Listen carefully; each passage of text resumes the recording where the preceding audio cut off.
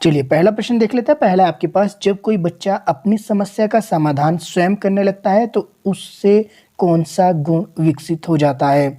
ये आपके पास जो क्वेश्चन है ये डायरेक्ट आपके वन लाइनर क्वेश्चन है, आपको ज़्यादा समझने की ज़रूरत है इसमें, बाकी आपने कुछ भी नहीं करना है। देखिए, जब कोई बच्चा अपनी समस्या का समाधान स्वयं करने लगता है तो उसमें कौन सा गुण विकसित हो जाता है? तो वैज्ञानिक अन्वेषण का। तो ये डायरेक्ट आपका शायद ये सीटेट में आया था क्वेश्चन, तो आपने डायरेक्ट ये क्वेश्चन याद रखने हैं। आप चाहे तो इसके नोट्स भी बना सकते हैं। डेली अगर आप 10 से 15 क्वेश्चन में बता रहा हूँ, अगर आप उसके नोट्स बनाते हैं तो धीरे धीरे आपके खुद के नोट्स तैयार हो जाएंगे। समस्या समाधान वह प्रतिमान है जिसमें तार्किक चिंतन का जो है क्या पाया जाता है? निहित होता है। तार्किक चिंतन जिसमें निहित होगा वो आपका क्या है? समस्या समाधान वह प्रतिमान है जिसमें तार्किक चिंतन आपका जो है निहित होता है। ये एक स्टेटमेंट है। ये किसने दी है? तो ये आपकी स्टैनले हॉल ने दी है। इंपॉर्टेंट है, स्टैनले हॉल की जितनी भी स्टेटमेंट्स रहती है आपकी एग्जाम के लिए काफ़ी इंपॉर्टेंट है, इसलिए मैंने ये नोट्स में बनाई है। आगे आप क्या है? सीखना विकास की प्रक्रिया है। यह कथन किसका है? सीखना विकास की प्रक्रिया है, यह कथन किसका है? ये जितने भी आपके कथन हैं, जितने भी आपके मनोवैज्ञानिक रहे हैं, प्रसिद्ध मनोवैज्ञानिक रहे हैं, उन्होंने जो कथन दिए हैं मनोवैज्ञानिक तौर पे साइकोलॉजी के, चाइल्ड सेंटर साइकोलॉजी की अगर हम बात करें तो ये सभी इम्पोर्टेंट हो जाते हैं। तो ये किसका कथन है? तो सीखना विकास की प्रक्रिया है, यह कहा था आपके वुडवर्थ ने। इंपॉर्टेंट है, याद रख लीजिएगा।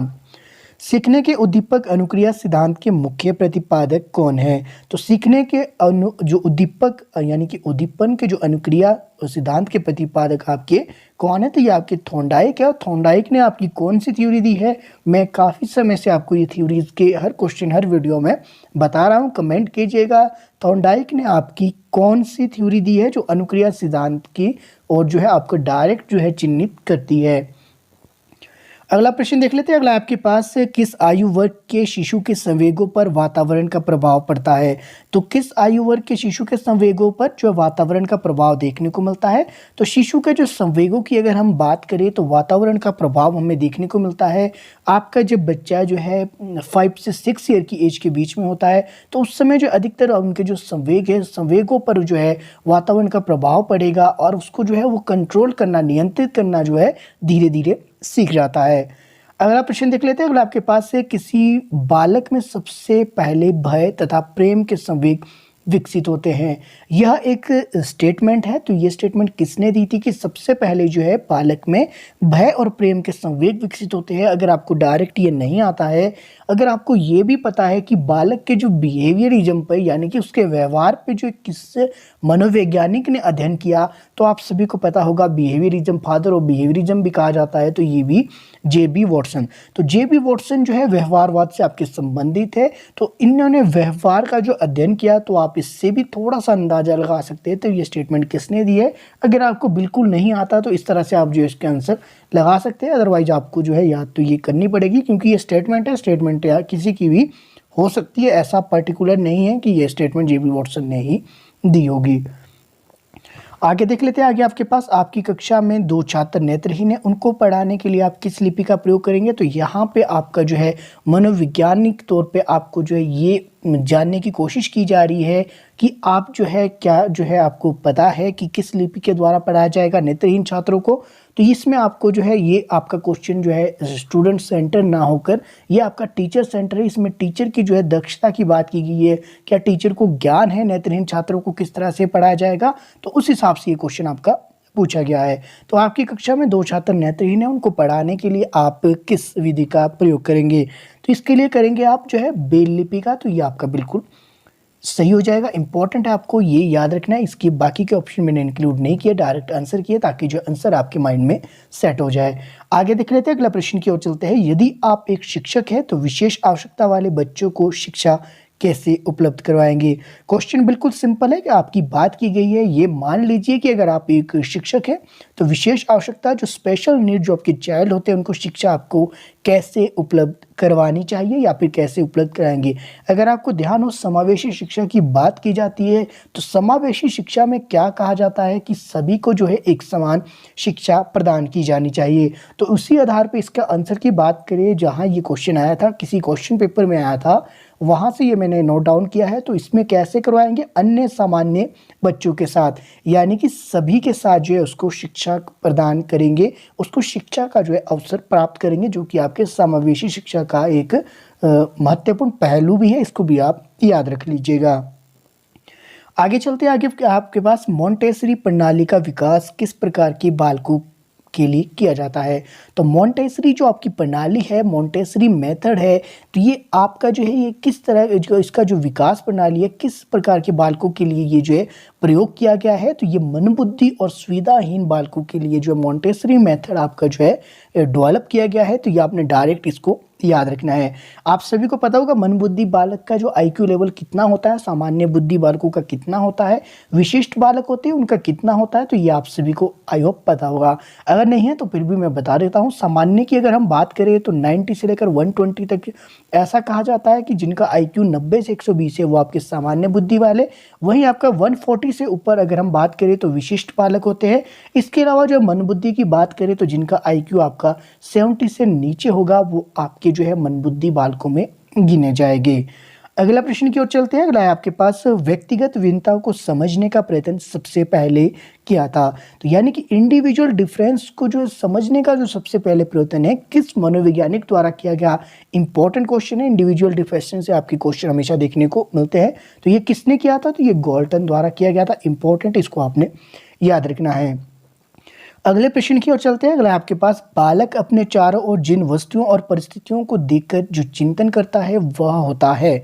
तो बालक अपने चारों ओर जिन वस्तुओं और परिस्थितियों को देखकर जो चिंतन करता है वह क्या होता है? तो यानी कि जो बालक है वह अपने चारों ओर जो देख रहा है, सुन रहा है, परिस्थितियों के अकॉर्डिंग उसको जो समझने की कोशिश कर रहा है, उसके द्वारा उसको जो है चिंतन, उसका जो है कारण बन रहा है चिंतन का। तो वो किस तरह, किस आधार पे कर रहा है? तो प्रत्यक्ष तौर पे जब वो देख रहा है वस्तुओं को, परिस्थितियों को समझ रहा है, क्योंकि उसके आसपास की बात की जा रही है, उसके चारों ओर की बात की जा रही है, तो वो किस तरह का जो है आपका चिंतन कहलाएगा? तो ये प्रत्यक्षात्मक, यानी कि प्रत्यक्ष तौर पे जो उसने चारों ओर देखा, जिन वस्तुओं और परिस्थितियों को देखा, समझा, उसके बाद जो है वो चिंतन कर रहा है, तो प्रत्यक्षात्मक चिंतन आपका वो कहलाएगा। तो ये मनोविज्ञान ने सर्वप्रथम अपनी आत्मा का त्याग किया, फिर मन का त्याग किया, फिर उसने अपनी चेतना को त्यागा। इसने अभी भी एक ढंग के व्यवहार को अपनाया हुआ है। यह एक स्टेटमेंट है। ये किसने कहा है? तो ये स्टेटमेंट काफ़ी लंबी है और यही इसकी खासियत है कि लंबी होने के बावजूद ये आराम से आपको याद हो जाएगी। तो ये कहा था आपकी वुडवर्थ ने, डायरेक्ट वुडवर्थ ने ये स्टेटमेंट आपकी दी है। इसके अलावा जो आपके इंग्लिश मीडियम वाले स्टूडेंट है, इंग्लिश मीडियम वाले के स्टूडेंट भी आप जो है मेरे साथ बने रहे। इंग्लिश मीडियम के नोट्स भी मैंने आपको बनाए हैं, समय रहते आपको वो भी मिल जाएंगे। पीडीएफ जो मैंने तैयार किया है उसमें इंग्लिश मीडियम में भी आपके क्वेश्चन रखे हैं, तो आपको ये नहीं सोचना है कि आपको इंग्लिश में उसमें मटीरियल नहीं मिलेगा। तो ये सभी के लिए हिंदी और इंग्लिश मीडियम दोनों पीडीएफ को परचेज कर सकते हैं। बाकी नोट्स है, नोट्स भी आपको इंग्लिश मीडियम में मैं शेयर कर दूंगा। अगले प्रश्न की ओर चलते हैं। अगले आपके पास पियाजे ने शेषावस्था को कहा है। तो पियाजे ने शेषावस्था को क्या कहा है? संवेदी प्रेरक अवस्था। तो पियाजे ने जो है टोटल 4 स्टेजेस बताई थी। आप सभी को मैंने कई वीडियो में ये बताया है। अगर आप चाहें तो कोई जो रेगुलर स्टूडेंट है वो नोट्स बना रहा है, किसी को याद हो गया है तो आप कमेंट कर सकते हैं 4 स्टेजेस मैंने कौन कौन सी बताई, और उनके साथ में आपने ईयर भी लिखने हैं, कितने से कितने साल की कौन सी अवस्था पियाजे द्वारा बताई गई है। चलिए अगला प्रश्न की ओर चलते हैं। अगला है आपके पास वह बच्चे जिनके मानसिक आयु कालानुक्रम आयु से कम होती है। तो जिनकी जो मानसिक आयु यानी कि एम में जिनका जो है क्या कहा गया है, कालानुक्रम CA से जो है कम होता है, तो वो आपका क्या कहलाएगा? वो कहलाएंगे आपके मंदबुद्धि बालक।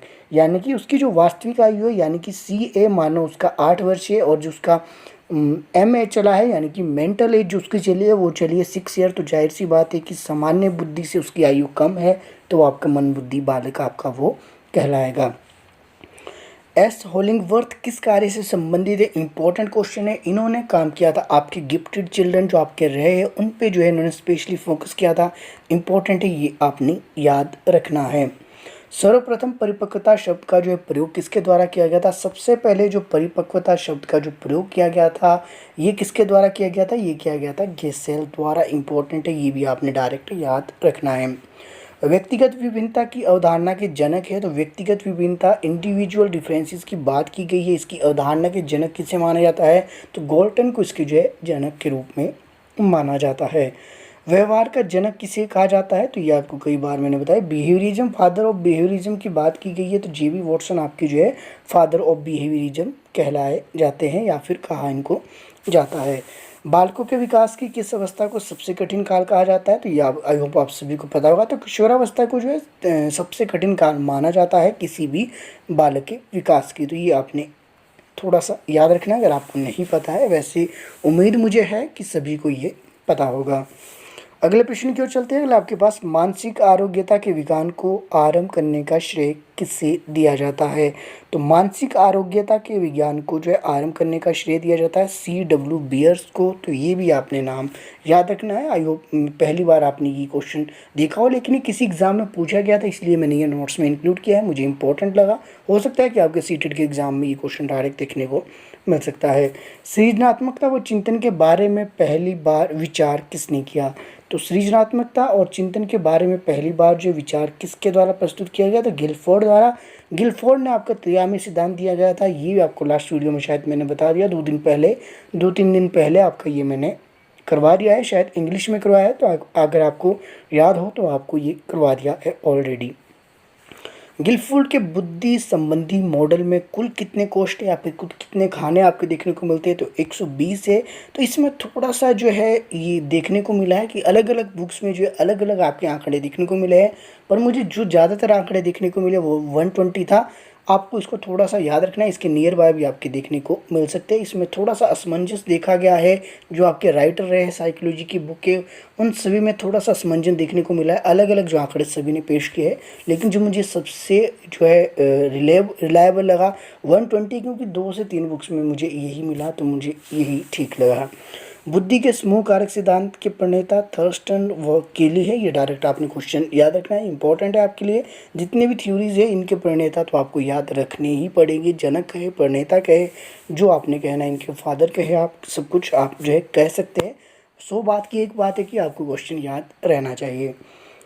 ईगो लिबिडो का अर्थ है, तो ईगो लिबिडो का अर्थ है तो आत्म प्रेम है, तो ये डायरेक्ट है, इसको भी आपने इसको डायरेक्ट याद रखना।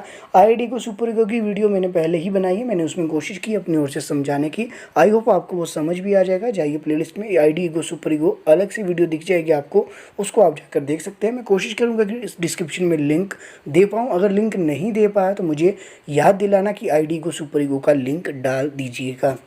तो बाकी आज की वीडियो इतनी, मिलते हैं अगली वीडियो में। मेरे साथ बने रहने के लिए आप सभी का तहे दिल से धन्यवाद। एक ही आपसे रिक्वेस्ट है कि दोस्तों को अपने साथ जोड़िए, अपने क्लासमेट्स के साथ वीडियो शेयर कीजिएगा, ज़्यादा से ज़्यादा स्टूडेंट जो इस चैनल के साथ जुड़ सके। आप सभी के लिए सभी क्लासेस फ्री है, जो आपने पेड लेके परचेज करनी थी 3 से 4 हज़ार रुपये में, वो आप सभी को फ्री मिल रही है। तो आप जो है इसका जो है उपयोग कर सकते हैं, उपयोग का लाभ उठा सकते हैं और अपने दोस्तों के साथ शेयर करके जो है उनकी भी आप हेल्प कर सकते हैं। बाकी मिलते हैं अगली क्लास में, मेरे साथ बने रहें।